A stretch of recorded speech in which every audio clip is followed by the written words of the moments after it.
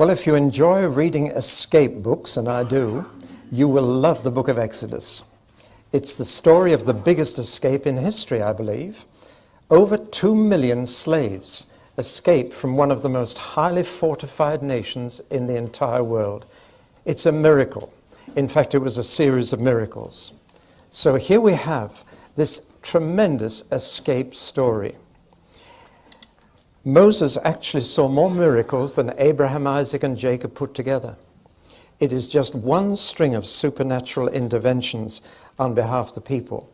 Some of the miracles sound a bit like magic, as when Moses' stick turns into a snake and then back into a stick again. But most of these miracles are clear manipulations of nature. They certainly couldn't come under that blessed title of psychosomatic miracles. In these instances, God is actually manipulating what He's created for the good of His people. Now, the whole event of the Exodus had a profound significance in two regards. First of all, it had national significance for the people we call Israel. This was the beginning of their national history. This was when they got their political freedom. This is when they became a sovereign nation in their own right. And though they didn't yet have a land, they were now a people, a nation, with a name of their own, the name Israel. And forever afterwards, they have celebrated this event once a year. They hold their Passover, much as in America they celebrate July the 4th for the day of their independence. But it also has spiritual significance, and not just national significance, because this was when they discovered that their God was the God who made the whole universe, and that therefore He could control what He had made for their sake. They actually came to believe that their God was more powerful than all the gods of Egypt put together. Ultimately, they would realize that their God was the only God that existed. And Isaiah keeps emphasizing that there is no God beside me. But at this stage, they were to discover that their God was more powerful than every other God, that He was the supreme God.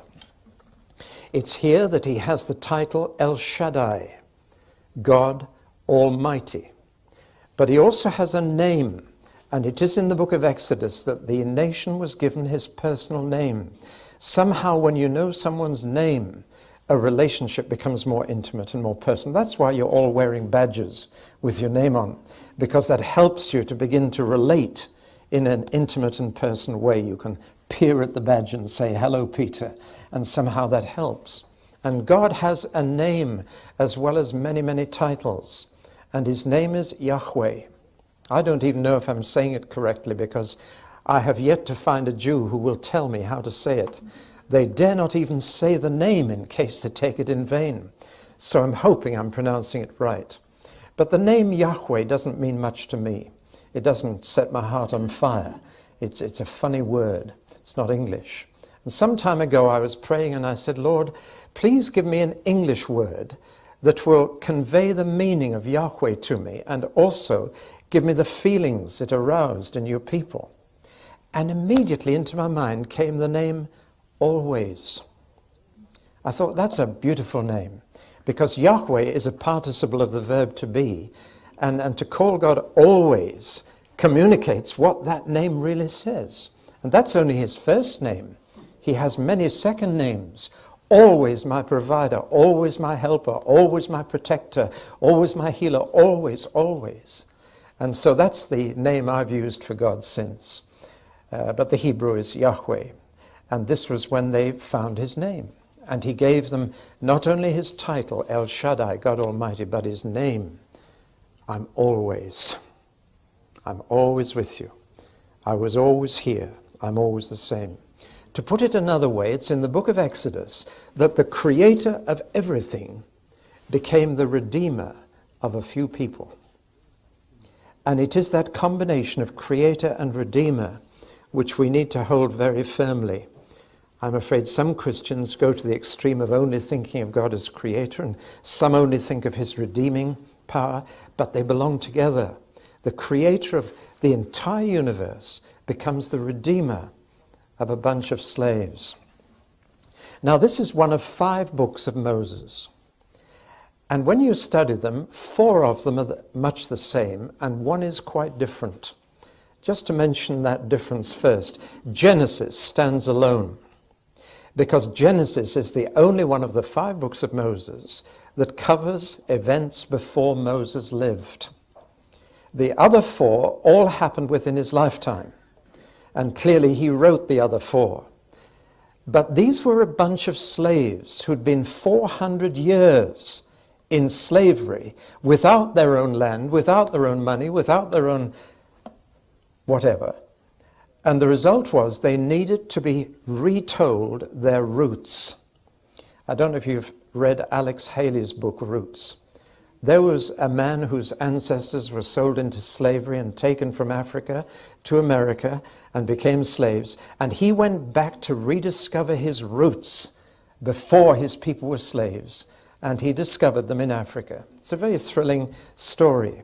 Well, now Moses had to write the previous history of this people for these slaves so that they knew their roots, they knew where they'd come from.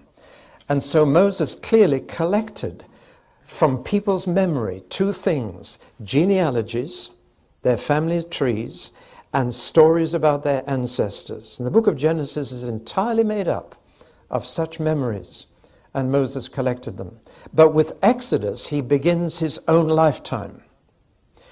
And Exodus, Leviticus, Numbers, and Deuteronomy are a mixture of narrative and legislation, of what happened in their history and what God said to them by way of how they should live.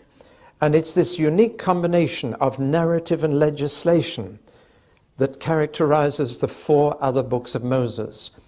And the book of Exodus is typical. The first half of it is narrative, the second half is legislation. The first half is about what God did on their behalf by the way of miracles to get them out of slavery.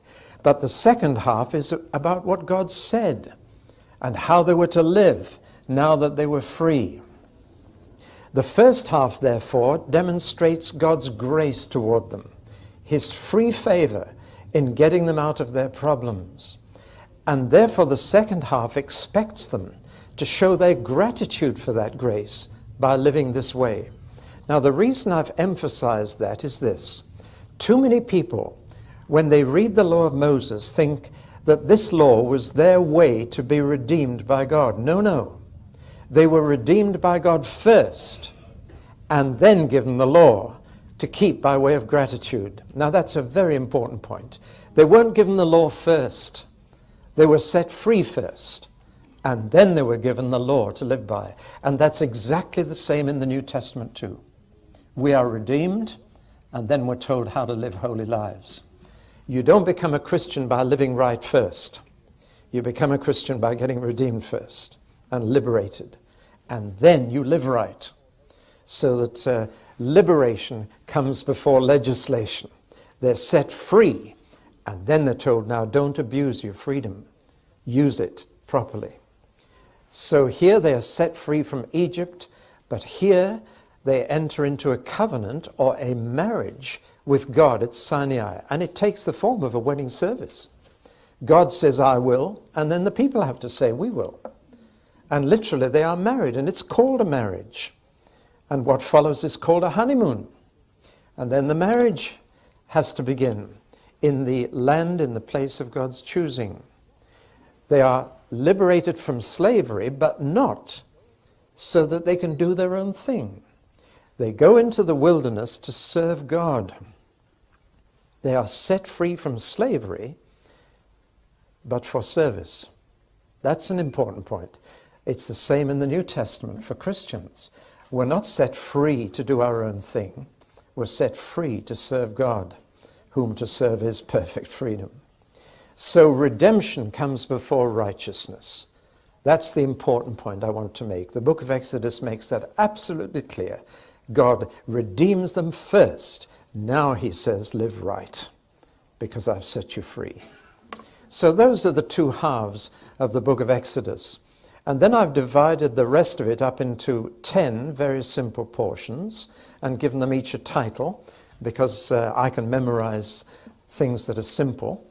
And there are 6 sections in chapters 1 to 18 and 4 in chapters 19 to 40. And running through them, the 6 sections in the first half I've called multiplication and murder. That covers the incredible increase in the number of Hebrew slaves over 400 years, from one family to 2.5 million. That's some increase. Actually, it would only need 4 children in each generation for 30 generations, and you can do it mathematically. So it wasn't all that multiplication, but they certainly became a huge number. And then, of course, the boys were murdered by the Pharaoh. We'll look at all these in detail later. Bulrushes and bush, you all know the story of how Moses was taken out of the bulrushes and therefore given the name Moshe, which means drawn out, because he was drawn out of the river Nile. The baby boys, of course, were thrown into the river Nile to the crocodiles, but Moses was drawn out of the river Nile. Plague and pestilence, well, that centers on Pharaoh and the hardness of his heart. Feast and firstborn, that's the origin of the Passover. We'll look at that in greater detail. Delivered and drowned is the crossing of the Red Sea, but they weren't drowned, but the Egyptian army was. Provided and protected talks about their journey from Egypt to Sinai and some of the things that happened, how God protected them and provided for them. In a wilderness where the Egyptian army in the Yom Kippur War was perishing after 3 days, and yet 2.5 million people survived for 40 years. Again, God had to do a lot of miracles. In the second half, we have first of all the commandments, and especially the 10 commandments. And these were sealed in a covenant, a marriage between God and his people. And God said, I will, and they said, we will. And that bound them together forever. God never goes back on a covenant. And then in chapters 25 to 31, we have the fact that God is now going to live among them. And therefore he needs a place to live. He needs a tent. But he needs a rather different tent from theirs, or they might think he's just one of them. And so we have the specification of the tabernacle. And God provides specialists, people who've never made anything but bricks up till now. And now they've got to work with gold and silver and wood. And God had to teach them those skills. And the Holy Spirit gave those skills to people who'd never made anything but bricks before. That's a miracle. And then comes the saddest part of Exodus, the story of the golden calf when they indulged themselves, and Moses had to pray most earnestly on their behalf, or they'd have never got anywhere further. And finally, the book of Exodus finishes with the construction of the tabernacle, its erection, and God takes up residence, and the glory comes down on his tent. In Hebrew, this book is called These Are the Names. That's because it is read every year in the synagogue, as all the 5 books of Moses are, and it's read, of course, on a rolled-up scroll. And the first words of the scroll are, these are the names. And that's how they named all the 5 books of Moses, by the first words, so you could unroll them in the synagogue and get the right one. But when the Old Testament was translated into Greek, they gave it a different name. They used 2 Greek words, ex, which means out, and hodos, which means way. I don't know if Hoddesdon, the place down the road, is connected with that or not. But ex hodos means out way. And you would have seen it in the Greek theatre, where over at that door you can see the word exit. That's a Latin word, exit. The Greek word would be ex hodos, or way out. And so this book was called The Way Out, the ex hodos. And it's just been slightly corrupted in English to Exodus. And that's why we call it Exodus. But I'm sure you realized it was The Way Out. It sounds too like exit. Right, well, let's look at the first half of Exodus in this talk, chapters 1 to 18. There are many so-called problems in this first half. It is so obvious an unnatural story. This kind of thing doesn't happen. every Tuesday. And when you read through one thing after another, makes you wonder at times, did this really happen? And there are plenty of people to tell us it didn't, and that we're reading about legends and myths. There was a series on television not long ago which took that line and tried to tell us that there were a whole lot of legends gathered around the beginnings of the Israelite history. Well, is it myth or miracle? Why are there these problems? Well, the first reason is that there's no secular record of these events. Outside of the Bible, there is no trace whatever of any of this in any Egyptian records, for example. Now that is astonishing because they did keep pretty good records. And that's one of the reasons that people say, oh, this must be legend. Well, I can think of a jolly good reason why the Egyptians didn't record this. Can you? Yes, you've seen it already. I'm quite sure they didn't want to record for posterity such a humiliating experience as seeing their best chariots and charioteers drowned in the Red Sea. They didn't want to be humiliated. So I'm not troubled by the fact that there is no other record. The numbers involved create a problem for other people. 2.5 million. I mean, that's a huge number. If they marched 5 abreast, I suppose the column would be about 110 miles long and would take, what, months to pass. It is an enormous number. 2.5 million. Men, women and children. To say nothing of all their animals. And we're told even some Egyptians came with them. That's an interesting little point. So that's a big number to get through the desert for 40 years, where there's no food or water normally. So the numbers create a problem for some. Then there's the problem of the date of it. Because we have no other record outside the Bible, we don't know, for example, which pharaoh it was. And therefore we don't know which century it was. And there are 2 possibilities that these scholars look at. One is the 15th century BC, and the other is the 13th. If it was the 15th, it was a pharaoh called Thutmose.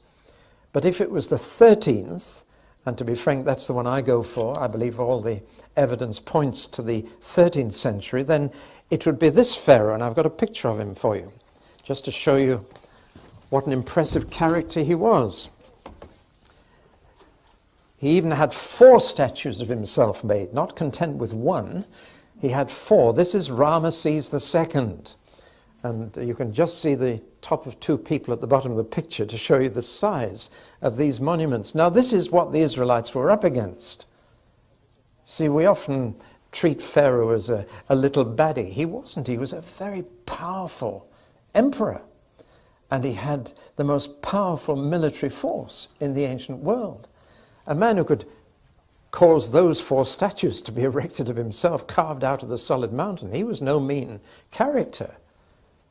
But in God's sight, he was puny. And it was no problem to God to deal with that man. But I believe you're looking at the likeness of the Pharaoh who was involved in the book of Exodus. Then there is division about the route of the Exodus. And there are 3 possibilities we're going to have to look at. Again, we don't know exactly which route they took. And there are 3 alternatives to consider: north, middle, and south. And we'll have to look at those.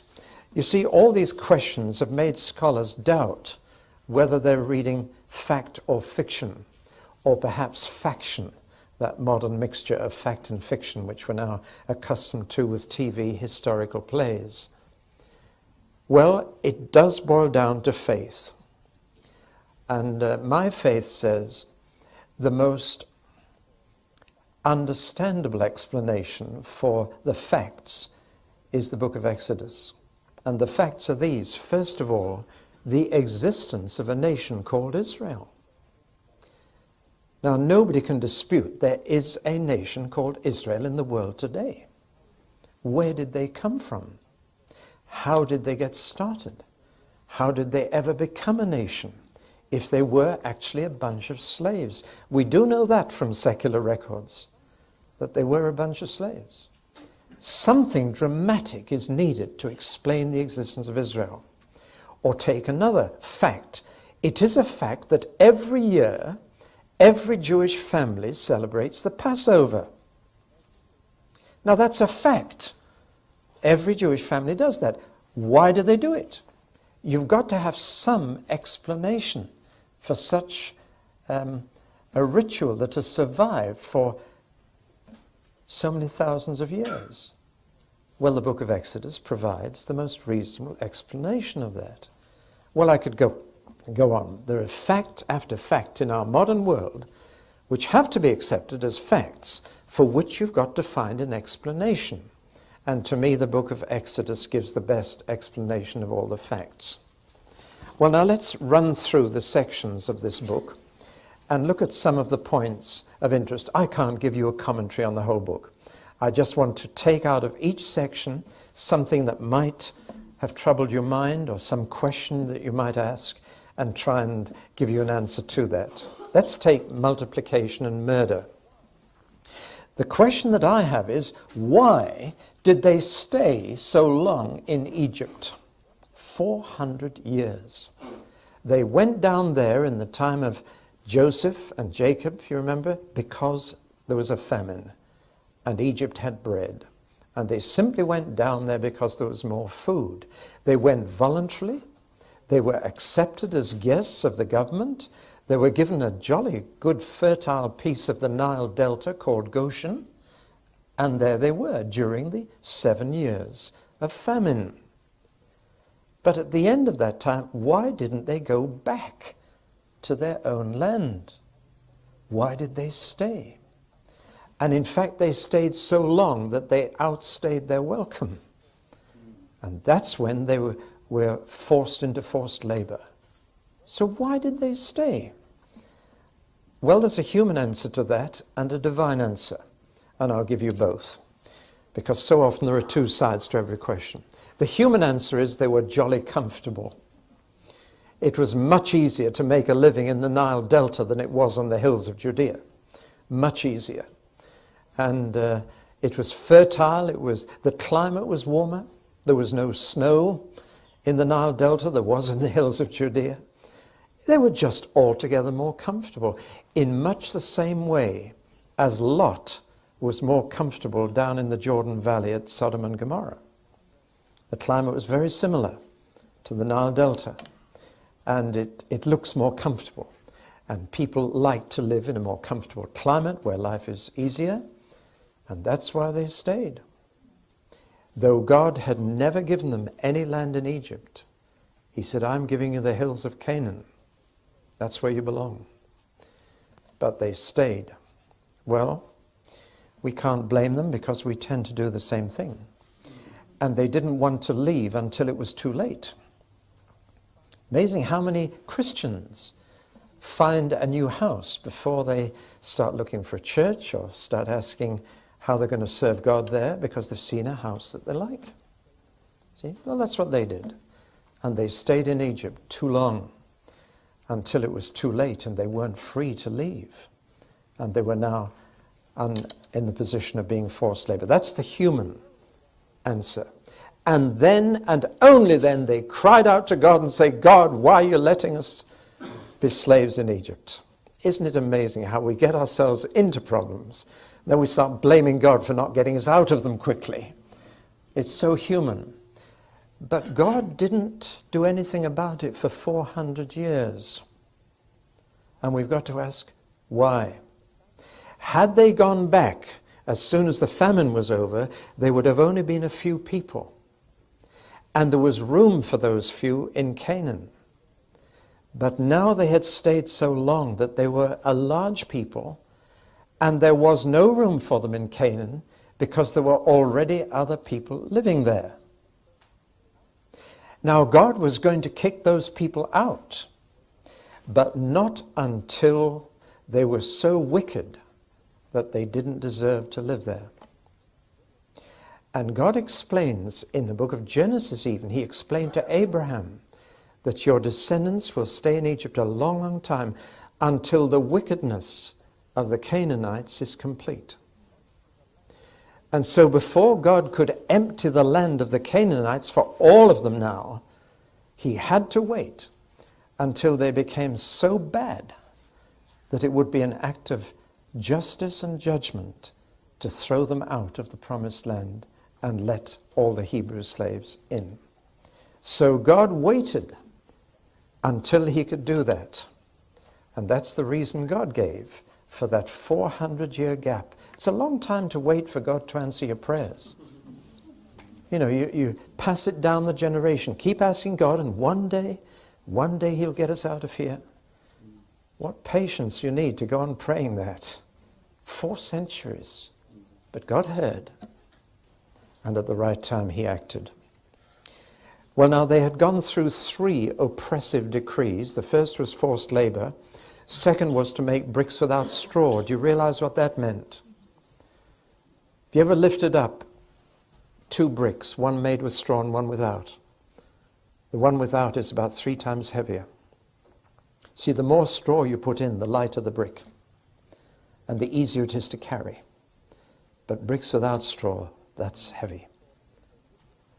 And the Egyptians thought that if they did this, then they wouldn't have any energy left for leisure, mischief, or sex. That was the idea. And so that they'd be too tired even to make love, and therefore the numbers would go down again. In fact, the harder the conditions they made for the Hebrew slaves, the more children they had. So they had to introduce a 3rd decree, and that was that all the baby boys had to be thrown in the Nile to the crocodiles.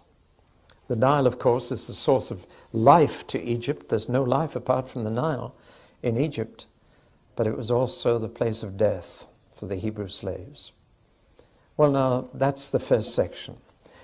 The bulrushes and the bush I don't need to say much about, except to point out that Moses, like Joseph, was brought up in court, C-O-U-R-T, and therefore was given the best education. If ever you go along the Thames embankment in London, look for Cleopatra's Needle.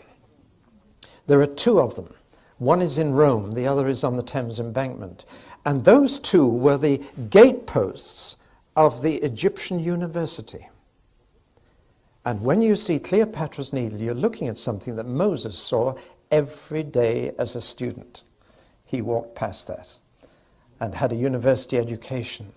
This, of course, made him far better educated than any of the Hebrew slaves. And this, of course, is why he was able to write the first 5 books of the Bible. And it says he kept a careful record of everything. And he collected people's memories. And he put together these 5 books. His education as an Egyptian prince was not wasted. But of course, all that came to a sudden end when he lost his temper with one of the Egyptian slave drivers and killed him and had to flee for his life. Interesting then that he actually spent 40 years in the very wilderness where later he would have to live for 40 years with the people of Israel. So that again, God prepared him for this. I don't know if you can do this, but I can look back on my pre-Christian days and see God preparing me for what happened. I remember going in for speaking competitions in the Young Farmers Club, little dreaming that in doing that, God was getting me ready for what I do now. And God got Moses ready for leading his people through the wilderness by making him spend 40 years there by himself, being a shepherd, looking after a few goats or sheep. But then he murdered the Egyptian guard. The burning bush is very interesting, not so much for the bush as for Moses' excuses. God called Moses out of a burning bush and said, take your shoes off. You're on holy ground. And then he said, now Moses, you're going to be the man to draw my people out of Egypt. You were drawn out of the Nile, but you're going to draw my people out of Egypt altogether. And Moses made 5 excuses as to why he shouldn't do it. And again, you might identify with one of these. First, he said, I am insignificant. Who am I that anybody should take notice of me? Have you ever said that? Well, God said, I'll be with you. Who am I? I'm the important one, not you. So he tried a second excuse. He said, I'm ignorant. What shall I say? And God said, I make you a promise. I'll tell you what to say. So he made a third excuse. He said, I'm impotent. I can't convince them. They won't believe me. And God said, my power is going to be with you. You're going to do miracles. Then he said, I'm incompetent. I'm not eloquent. Actually, I had a stammer. He said, I can't put words together. Did you ever say that to God? And God said, all right, your brother Aaron will be your prophet. So that tells you what a prophet is. A prophet is simply someone who's a mouthpiece. So you tell your brother Aaron what to say, and he will say it to Pharaoh. And that's all a prophet should do. He should just pass on a message. And the last excuse he made was, I'm irrelevant. Send someone else. Here am I, send him. Again, many have answered a call from God with that. Send someone else, please, not me. And that's when God promised him a partner. Let's move on to the plague and pestilences. 10 plagues. The Nile to blood, frogs, gnats and mosquitoes, flies, cattle disease, boils, hail, locusts, darkness, and the death of the firstborn. Now, what do you notice about those 10 plagues? The first thing I notice is that God is in total control of the insect world. Have you ever thought about that? See, in the book of Jonah, I remember telling you that the biggest miracle there is not the whale, but the worm. I mean, God tells a worm what to do. A whale's easy. Training worms is a little harder, but God can do it. And God can tell mosquitoes and locusts what to do and where to go. He can tell frogs what to do. Tremendous sense of God's control of what is created in these plagues. But there's something else about these. First of all, do you notice their increasing intensity? There's a build-up from discomfort to disease, to danger, to death. The plagues gradually got worse as Pharaoh and the people refused to respond to these warnings. But I think what many Christian readers miss is that this was a religious contest. This was a contest between gods.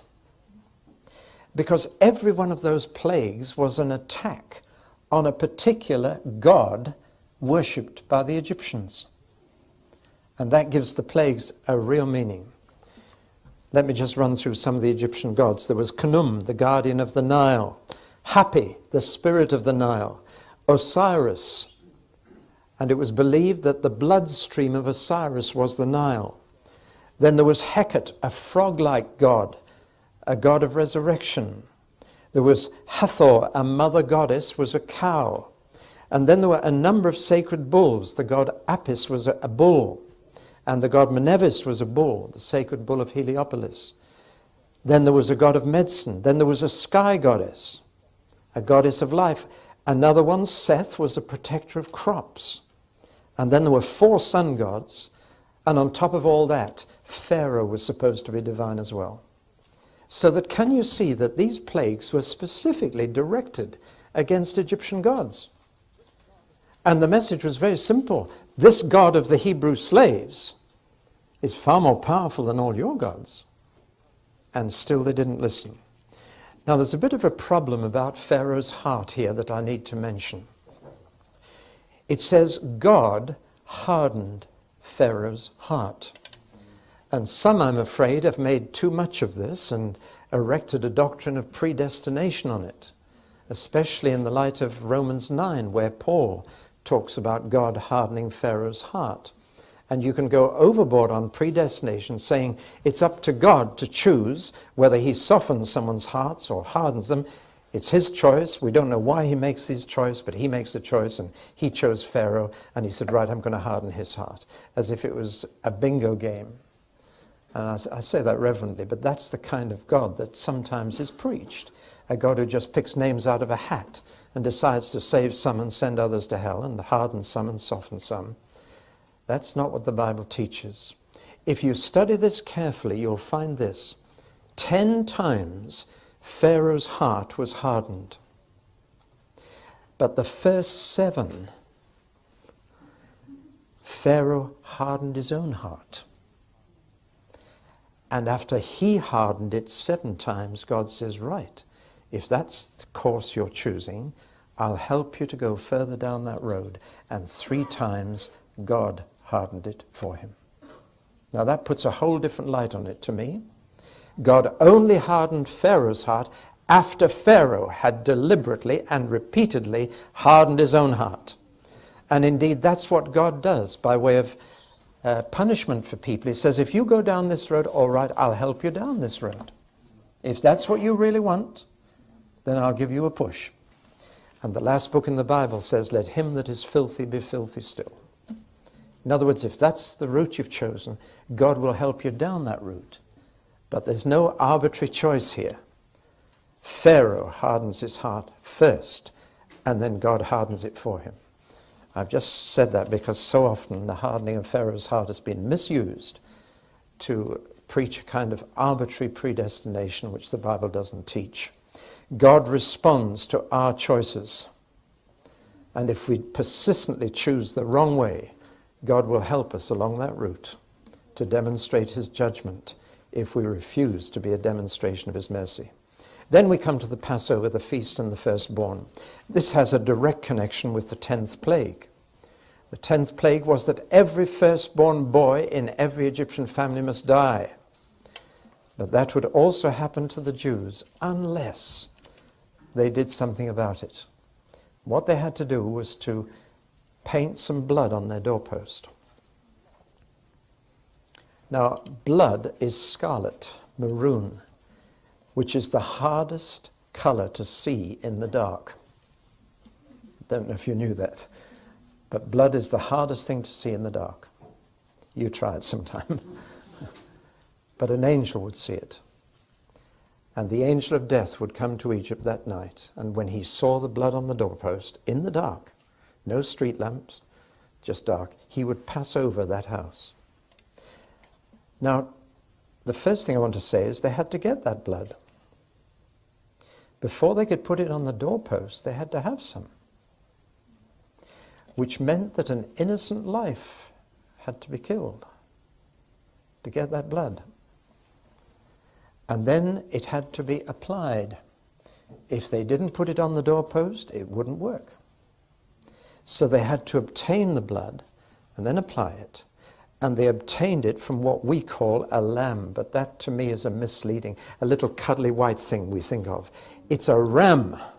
It's a 1-year-old with horns. It's a strong animal. And when we call Jesus the Lamb of God, it produces the wrong reaction. He is the Ram of God, as well as the Lion of Judah. And they had to take a ram, a fully grown ram.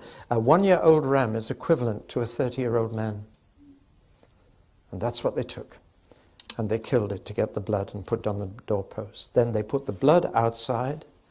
They took the body inside, and they ate it after roasting it.